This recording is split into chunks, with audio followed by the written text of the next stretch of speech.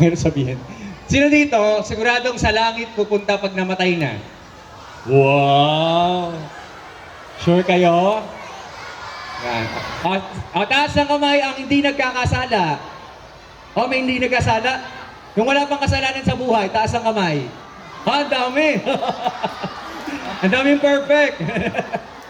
Ako lang. Sige, sige. Baba na, baba na. Listen, listen, listen. Mga bata. Okay. Makinig, makinig. Okay. Sa Bible, sinabi daw, makinig mga bata. Sa Bible, sabi, ang kasalanan daw ang naglalayo sa atin sa Diyos. Ulitin ko mga bata, listen. Mga bata. Mga bata. Mga bata. Okay? Sabi daw, yung kasalanan daw ang naglalayo sa atin sa Diyos. Listen, listen. Kapag meron kang kaaway, nag-uusap ba kayo? Hindi. Kasi nga, magkaaway nga kayo. Tama ba? Ganon din sa Diyos. Pag tayo, meron tayong kasalanan, nalalayo tayo sa Diyos. Ngayon, ganito mga bata. Listen, listen. Sabihin nyo nga ito, sin separates us from God. Okay? Ang kasalanan daw, ang naglalayo sa atin sa Diyos. Sino dito nagpe-pray? Nagpe-pray ba kayo? Ayan, very good. Okay? Ngayon, taas ang kamay ang mga anak ng Diyos. Wow, ang dami. Paano kayo naging anak ng Diyos? Wait lang, wait lang. Tawag ako na isa. Wait lang, representative. Sino dito? Jericho daw. Jericho. Si Jericho daw. Jericho, paano ka naging anak ng Diyos? Ha? Jacob? Jadon. Jadon pala. Jadon, paano ka naging anak ng Diyos? Kasi ginawa niya kami. Kasi ginawa daw siya ng Diyos. Sige, sige. Sino ba? Sino may sagot? Sige, Iha. Ano pangalan ng Iha? Jonah. Si Jonah daw. Jonah, paano ka naging anak ng Diyos? Kasi mabait siya. Sige, thank you. Kasi daw tight siya. Sige, ihon ka.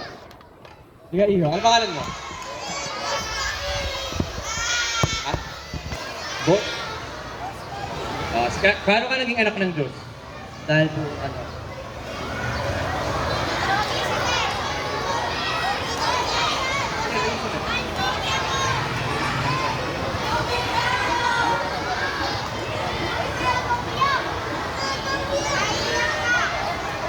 Sige, thank you. Okay, sino gusto maging anak ng Diyos? Ayan, sige. Para maging sigurado tayong anak tayo ng Diyos, sabi sa Bible, listen, makinig muna di ba pag nagpe-pray, sa ngalan ng Ama, ng Anak, at ng Espiritu Santo. Okay? Teka lang, isa-isahin natin muna. Sabi sa Bible, ang Diyos Ama, listen na mga bata, sabi sa Bible, ang Diyos Ama daw ay nakaupo sa trono niya. Kunyari, ito yung trono ng Diyos, malaki. Nakaupo siya. Tapos sabi sa Bible, sa kanang kamay ng Ama, nakaupo naman si Jesus, yung anak. Okay? So nasa ang Diyos Ama? Nasa langit. Nakaupo. Katabi niya si Jesus, yung anak. Tapos sabi ng Bible, John chapter 1 verse 12, sa sino mang tumanggap sa anak ng Diyos, bibigyan sila ng kapangyarihan na mga maging anak ng Diyos. Ulit. Sa sino mang tumanggap sa anak ng Diyos, na si Jesus, ay magbibigyan sila ng kapangyarihan na maging anak ng Diyos. Sino gusto maging anak ng Diyos? Ayan. Paano daw maging anak ng Diyos? Baba na, baba. Paano daw maging anak ng Diyos? Kailangan daw natin tanggapin yung anak ng Diyos. Ang tanong ko, bakit natin kailangan tanggapin yung anak ng Diyos? Alam niyo kung bakit? Kasi meron tayong kasalanan. Sabi mo sa katabi mo, kasi may kasalanan tayo. Ayan, sabi mo sa katabi mo. Okay? Kaya yung kasalanan natin, mga bata, listen. Yung kasalanan natin, nilalayo tayo nun sa Diyos. Okay? Ngayon, kapag tayo ay nilayo sa Diyos, kapag tayo, tumarap tayo sa Diyos, hindi natin sigurado kung papasok tayo sa langit. Tama ba? O kanyari, nasa pintuan na tayo ng langit. Ito na yung langit. Tapos, iyon ang pangalan mo. Ha? Jollibee? Jollibee nga. Si Jollibee, oh, listen. Makinig. Oh, konti katahimikan. Listen. Si Jollibee daw, papasok siya sa langit. Tapos, sabi sa kanya, Jollibee, bakit ka papasok ng langit? Ano sasagot natin? Jollibee, ano sagot mo? Bakit ka papasok ng langit? Ang kumabait. Kasi mabait daw siya. Sabi sa Bible, hindi ka makapasok sa langit dahil mabait ka. Dahil mabuti ka. Sabi sa Bible, makakapasok ka lang sa langit kapag ikaw ay anak ng Diyos. Tama ba? Kasi kung anak ka ng Diyos, taga-ron ka. Meron kang kapamilya doon. Meron kang pangalan doon sa langit. Okay? Ngayon, ganito mga bata. Listen. Pinadala ng Diyos ang kanyang bugtong na anak na si Jesus para mamatay doon sa krus. Naalala niyo na? Di ba namatay si Jesus sa krus? Di ba? Tapos, sa ikatlong araw, nabuhay siya. Sabi ng Bible, John 3:16, For God so loved the world that He gave His only begotten Son, and whoever believes in Him shall not perish but have everlasting life.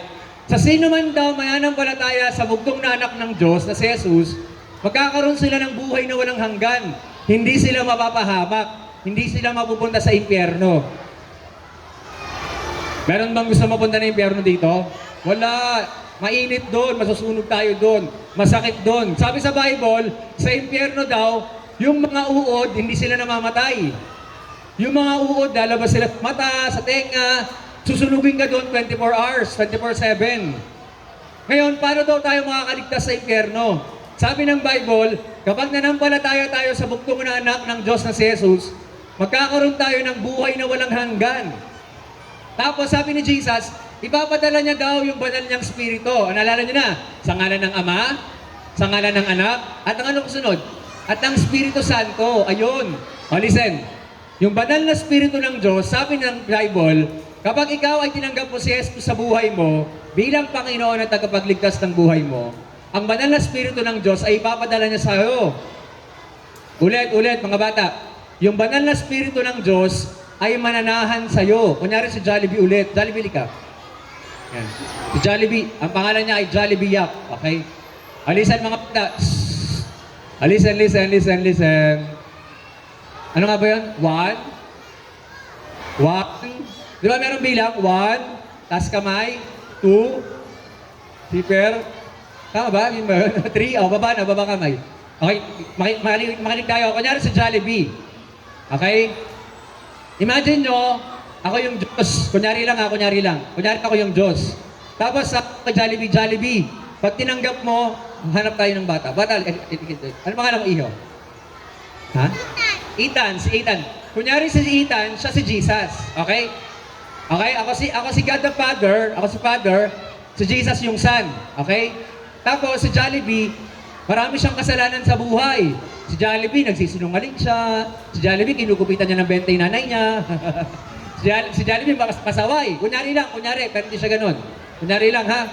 Ngayon, si Jollibee, dahil sa kasalanan niya, kailangan niya ng tagapagligtas.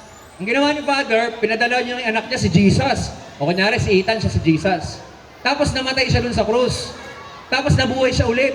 Kasabi ng Bible, si Jesus bumalik sa Ama. So kunyari, ako si Father, nakaupo na ako sa trono ko, siya rin uupo. Yan, uupo kami dalawa tayo. Yan. Ako si Father, nakaupo sa trono ko, nakaupo si Jesus sa kanang kamay ni Father. Okay? Ngayon sabi ni Jesus, lahat na mananampalataya o maniniwala sa Kanya, bibigyan sila ng kapangyarihan na maging anak ng Diyos. Ngayon, paano to? Salamat. Thank you, Ethan. Paano to sila magiging anak ng Diyos? Si Jollibee, para maging anak siya ng Diyos, kailangan niya tanggapin si Jesus sa buhay niya bilang Panginoon at tagapagligtas.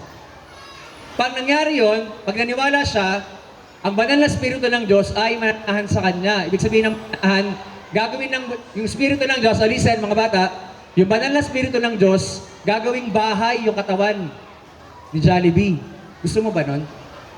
Gusto mo ba gawing yung presensya ng Diyos sasama sa buhay ni Jollibee? Si Jollibee, hindi na siya Jollibee lang. Hello. Si Jollibee, kasama niya na si Lord. Gusto niyo ba kasama yung presensya ng Diyos? Pag kasama niyo yung presensya ng Diyos, anong meron? Lagi kang malakas. Meron kang karunungan, kaalaman at kaunawaan. Bibigyan ka ni Lord ng talino.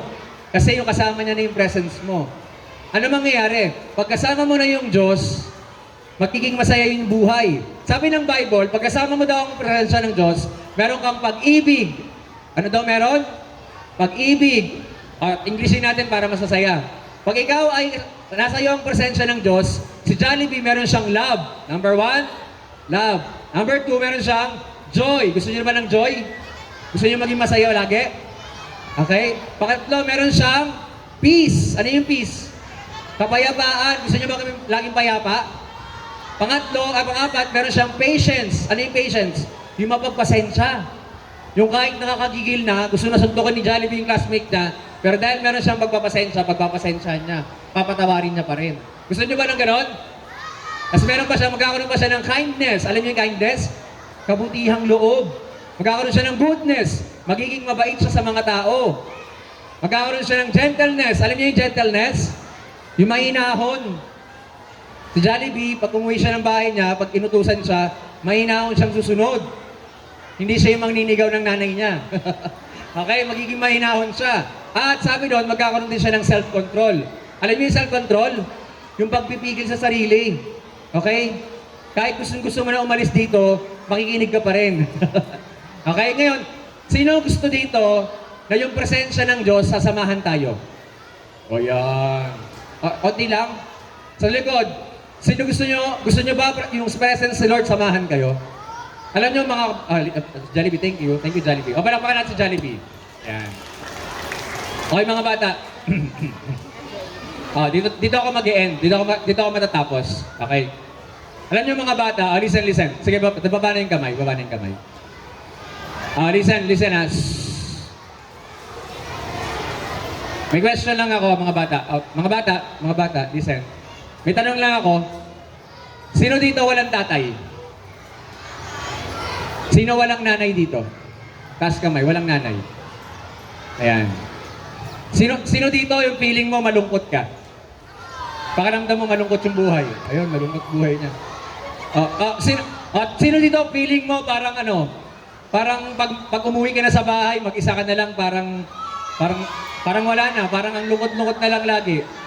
Di ba? Sino dito mga bata, dito yung feeling mo na-reject ka? Yung parang ayaw ng tao sa'yo. Lagi ka na lang rejected, lagi ka na lang iba sa kanila. Ayaw ka na lang isama sa circle nila. Marami, no? Listen, okay, baba yung kamay. Ang makinig. Quiet. Listen na. Ang sikreto para magkaroon tayo ng laging masayang buhay, kailangan natin ng Diyos. Okay? Listen. Kapag naramdaman mo na o naranasan mo na ang presensya ng Diyos, magkakaroon ka ng tunay na kaligayahan. Ngayon, paano yun? Pastor Mon, paano ba magkaroon? Paano ba ako maging anak ng Diyos? Sabi ko kanina, kailangan mong tanggapin si Jesus sa buhay mo bilang Panginoon at tagapagligtas. Listen na.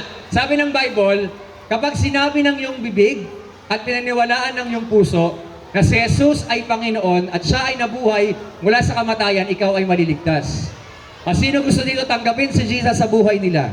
Yun, marami. Praise God. Para magkaroon tayo ng tunay na kagalakan, pag feeling mo malungkot ka, kala mo lang, feeling mo lang yun. Pag nasa iyo na si Lord, yung feeling mo malungkot ka, magpe-pray ka lang, magkakaroon ka na kagad ng kagalakan. Sino gusto ng ganon? Yung magiging masaya tayo lagi. Kasi kasama natin si Lord. Ganito. Teka lang ha. Mga bata, para masaya. Listen. Sa lahat ng gustong tanggapin si Jesus sa buhay niya at makasama ang presensya ng Diyos, lapit dito. Lapit kayo dito. Dito, magpe-pray ko kayo, magpe-pray tayo. Sa lahat ng gustong tanggapin si Jesus sa buhay niya bilang Panginoon at tagapagligtas. Dito lang, sige, sa baba lang. Diyan lang, tayo lang kayo dyan. Magpe-pray tayo mga bata, magpe-pray tayo. Okay? Diyan lang, sige. Magpe-pray tayo. Okay? Mga bata, listen. Intercede kayo, intercede. Sige. Sige, sige. Oh, listen. Ay, bawal. Bawal daw pala. Sa baba lang. Bawal sa stage, sa baba lang. Baba tayo, baba. Para... Ay, ganun ba? Sorry. Okay. Okay guys, listen.